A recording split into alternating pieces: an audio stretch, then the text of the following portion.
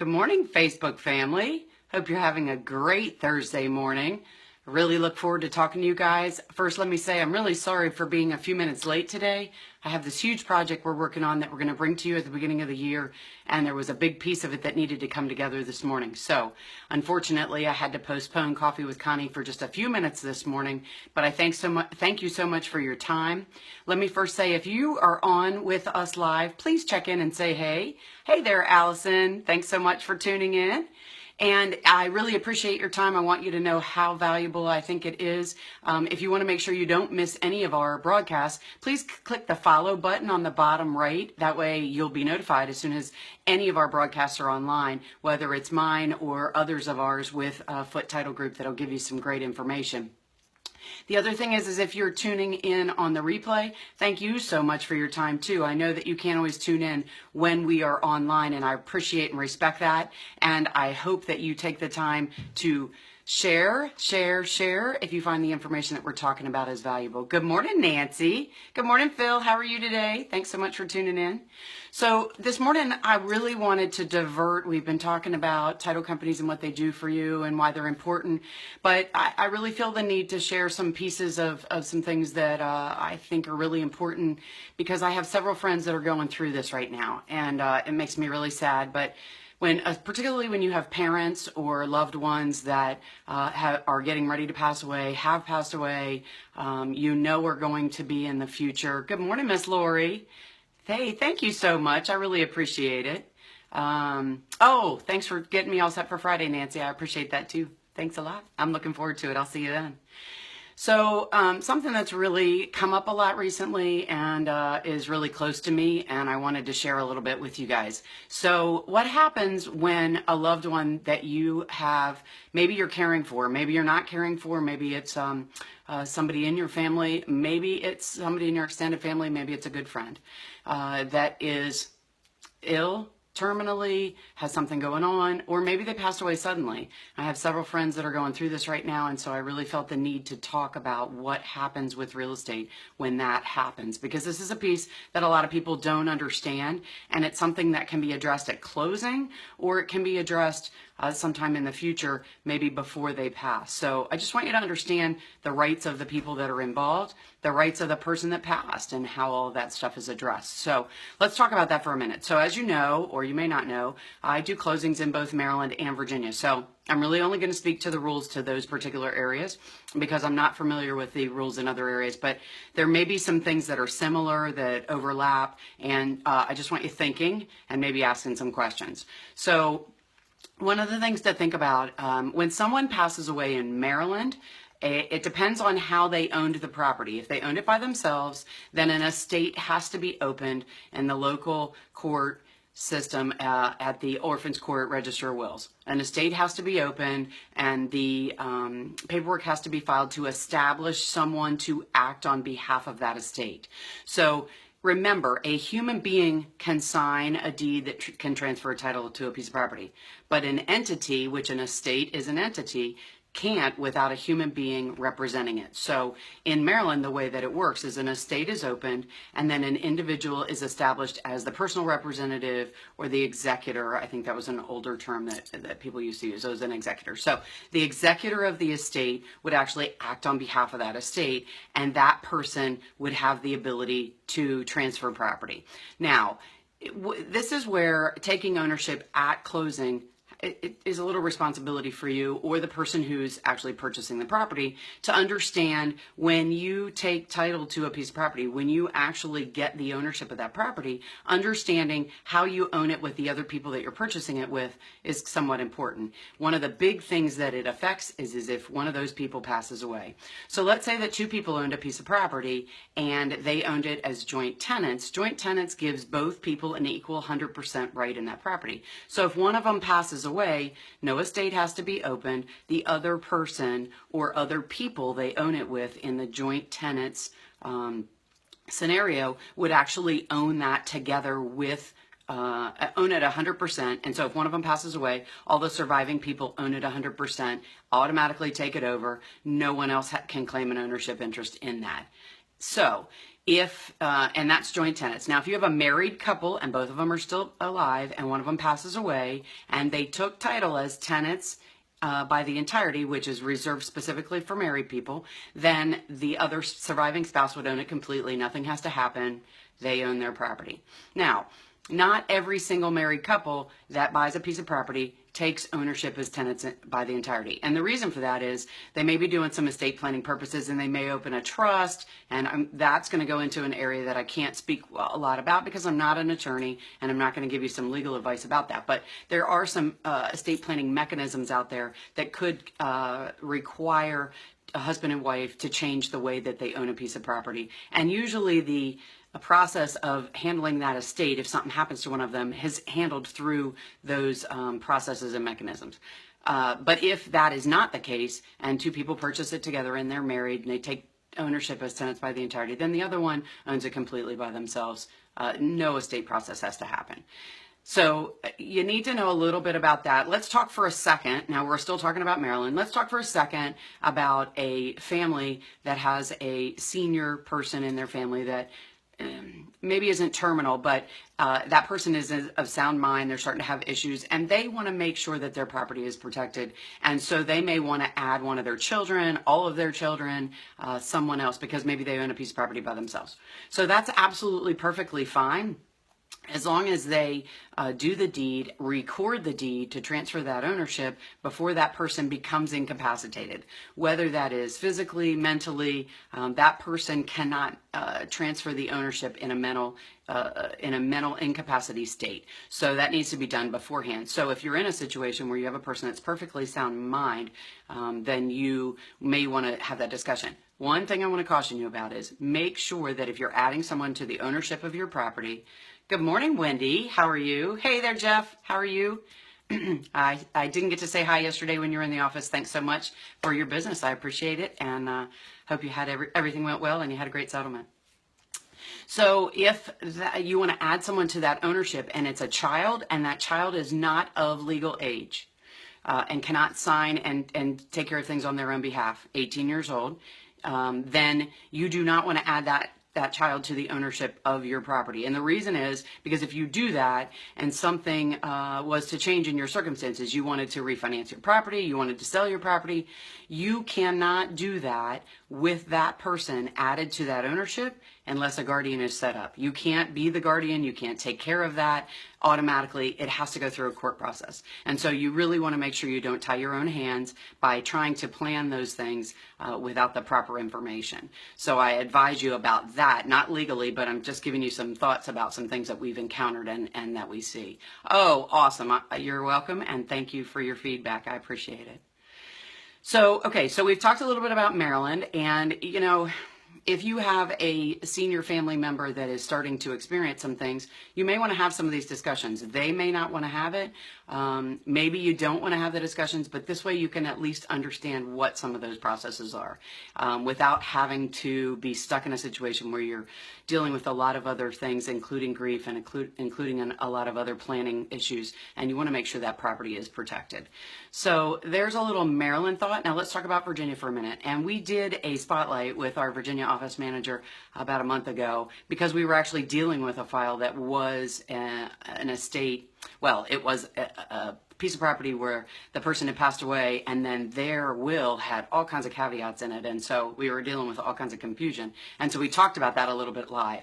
So let's talk about in Virginia, they go by the will. And so what's recorded in that will is what actually happens. So an estate does not have to be opened, but the will has to be entered into public record, and then that you have to actually follow the exact steps of what the will says. And in this particular case, what was interesting is this gentleman was willing the property to his son, but if his son passed away within 21 days of himself, then it went to someone else, and coincidentally the son passed away at the 19th day, so then it went to another person, and then that person, there was some other caveats about that. So that will was a roadmap and told us exactly what needed to be done, but it's very different in Virginia on how that actually happens. And we've actually had some interesting things in doing some land record searches and done an estate closing for someone where we actually had to go to where the person told us where the grave sites were so we could document that the people had passed away and the information, because in Maryland, when a estate is recorded, it lists the information, including the death records. So we have a copy of the death certificate so we could see that information. But in Virginia, because you're following the will, then you have to start accumulating some of this stuff, and maybe it's not quite so easy. So you have to do a lot more investigative work. So I implore you to consider, if you have a family member that may be in a situation, to think about some of this stuff and make sure that the property rights are in order.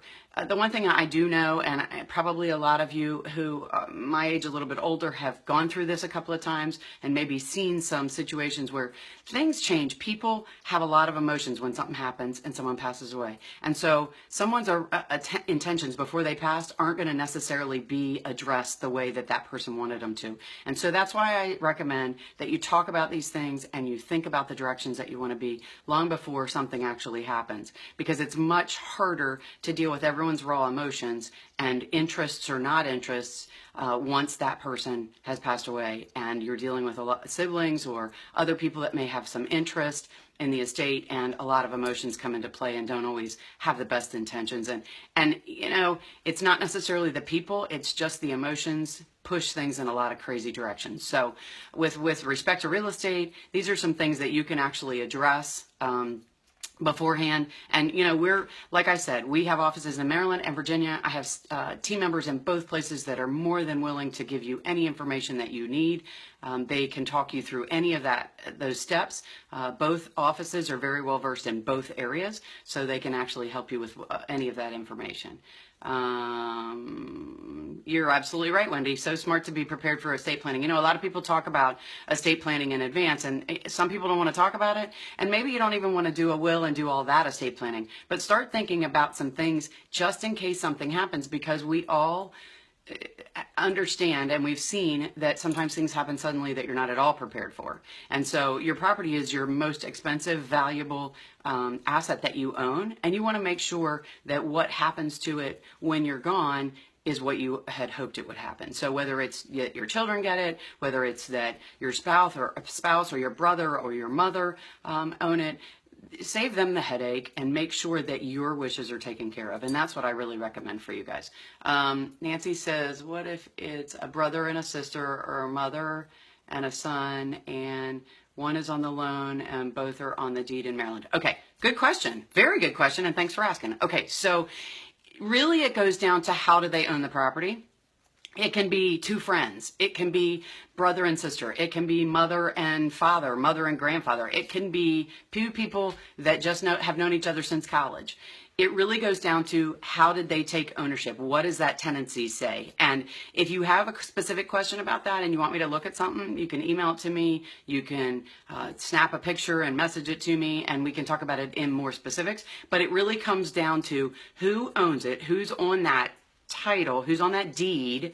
And in this case, it sounds like your question is the mother and son are on the deed, but not both of them are on the mortgage. Okay, so here's the conundrum, if you will, with that. So if a mother and son, for example, or a brother and sister are on a deed, but only the brother is on the mortgage, which happens a lot because people want to add or remove people after they go to closing and after they get that mortgage, the mortgage company is still going to come after that house. And they're still going to come after, if, let's say, for example, the brother is still on the mortgage and the brother and sister are on the ownership, and the brother passes away. The mortgage company still has an interest in that property, and if the payments are not continued to be made, they will foreclose on that property. So they have the ownership interest up to the amount that is still owed on that mortgage, and that's what their mortgage documents that are signed at closing actually do, is protect them from anything obscuring them being able to receive those payments or that loan repayment. Now, if a brother and a sister own it together, and the brother's the only one on the mortgage, and the brother passes away, as long as the sister continues to make the payments, they're not going to have a problem with it. They're not going to be super happy because the person they have secured has passed away, isn't with us anymore. But as long as the mortgage payments are continued to be made, you more than likely are probably not going to have a problem. That will not affect the ownership. The sister will still own that property completely if they took title as joint tenants. Now, if they took ownership as tenants in common, which sometimes happens, then the brother, his interest completely goes into his estate, and the sister's interest would completely go into her estate. So if the brother passed away in the same scenario and they owned it as tenants in common, then the brother's interest goes into his estate. So anyone that have an ownership interest in his estate, his other sisters and brothers, his mom, his dad, his grandparents, his aunt and uncles, his children, anyone that would have an ownership interest in his estate would then own it with the sister. But remember, the mortgage still exists and the mortgage still has to be paid. And if it's not, they will come and get it first. So then ultimately the mortgage company has the ultimate say in what happens with that. So hopefully that answered your question. But if you have something more specific, message me individually. Let's talk it through. Give me a buzz. You know my number. And if you guys have any more detailed questions specifically, I'd love to help you answer those. As I said, I have several friends who are going through different stages of this right now, and these are some really important things to know, and at least to spur a question in your mind. You know, this is really my my whole passion at doing Coffee with Connie in the mornings, is to try to spur some things in your mind that maybe you didn't think about, that you really want to maybe ask some more questions about, because real estate is your single most important asset, most valuable asset, and you want to make sure that what happens to it, that you're in complete control of, and that you understand what's going on. And there's so many nuances to real estate, to mortgages, to buying homes, to selling homes, to owning homes, that I want to make sure that you have the understanding, not know all of the stuff, because that's what we do for you. But I want you to know that there's valuable resources out there, and that you can pick up the phone and call, you can message, because there's things that you may need to know. So I do Coffee with Connie to maybe spur some questions in your mind. Good morning, Beth. How are you today? Hey, Jenny. Haven't seen you in forever. Hope you guys are doing well and enjoying your new house. So that's all I have for you guys this morning. Thank you so very much for tuning in. It means the world to me that you guys take the time out of your busy schedule and check in. As I said earlier, I try to do it on Tuesday and Thursdays between 8 and 9. I know I was a few minutes late today because we have a huge project we're trying to launch at the beginning of the year. And this morning I had some pieces I had to really get taken care of for you. And so keep your eyes and your ears tuned on social media and things that we have going on, because there's so many things coming up at the beginning of the year that we are really stoked about to help you with more information and resources and tools that you need to be able to understand your closing process better. The other thing I want to ask you is, if you found the information that we talked about good information, please share. I have a very good friend who does a lot of online broadcasts, and one of her favorite sayings is sharing is caring, and I absolutely agree. There's so many people that you know that I don't, that this information may either help them or may spur some questions in their mind, and they need to be able to have the information as well. And I can't get to them.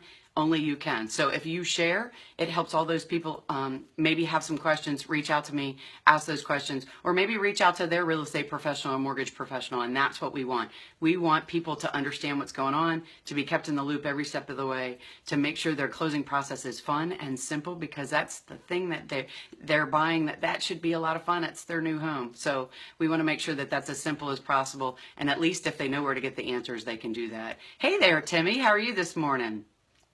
So sharing is caring. Please, please, please share the live broadcast. I would really love it if you did. And I hope you guys have an amazing Thursday. I know that we have so much going on that we're trying to work on. So I got to tune out because we are super busy getting things taken care of from the end of the month and for the rest of the year for you guys. So in January, we'll have all kinds of new stuff for you. Go to our website, www.footetitlegroup.com, and you can find all kinds of resources on the resource page, sample closing documents, blah, blah, blah. Homeowners guide, home sellers guide, planning your move checklist, all kinds of good stuff that you could definitely use for your closing. And I hope you guys have an amazing Thursday. I'm Connie Foote with Foote Title Group, where we protect your home ownership. Have a great day, everybody. Talk to you soon. Bye-bye.